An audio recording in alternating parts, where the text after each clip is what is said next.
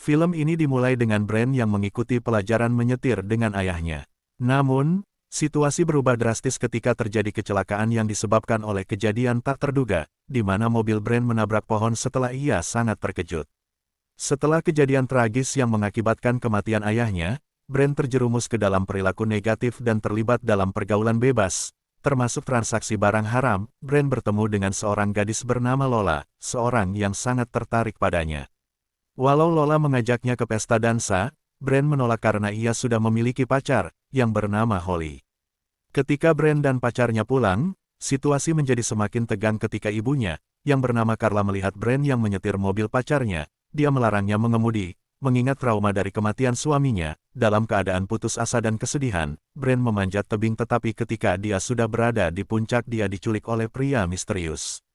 Ketika Holly dan Carla mencari Brand, mereka merasa panik ketika menemukan anjing peliharaan Brand pulang dalam keadaan terluka, menandakan sesuatu yang buruk telah terjadi. Diketahui bahwa identitas asli si penculik adalah ayahnya Lola yang bernama John. Diketahui Lola sangat terobsesi dengan Brand dan merasa sakit hati ketika ditolak.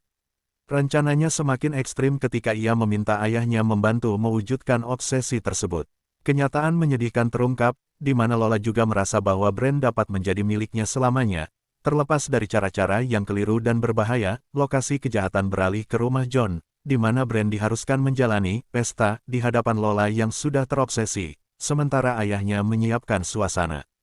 Brand berjuang keras untuk melawan dan mencari peluang untuk melarikan diri, tetapi dia ditangkap kembali oleh John. Dalam situasi yang penuh dengan kekerasan tidak mungkin Brand keluar dari genggaman mereka.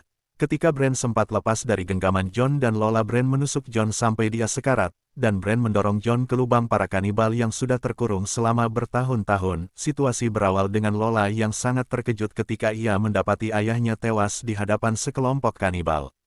Perasaan dendam mendalam muncul dalam diri Lola, sehingga ia berusaha mengurung Brand, teman dekatnya, bersama dengan kawanan kanibal tersebut. Dalam situasi yang penuh ketegangan, Brand merasa panik ketika melihat kanibal yang menyerupai Bob Marley mendekatinya. Namun, berkat akal dan kehati-hatiannya, Brand yang masih waras berhasil mengalahkan para kanibal yang sebenarnya sama sekali tidak kuat. Setelah mengalami trauma atas kematian ayahnya, Lola mengambil tindakan biadab dengan membunuh ibu kandungnya.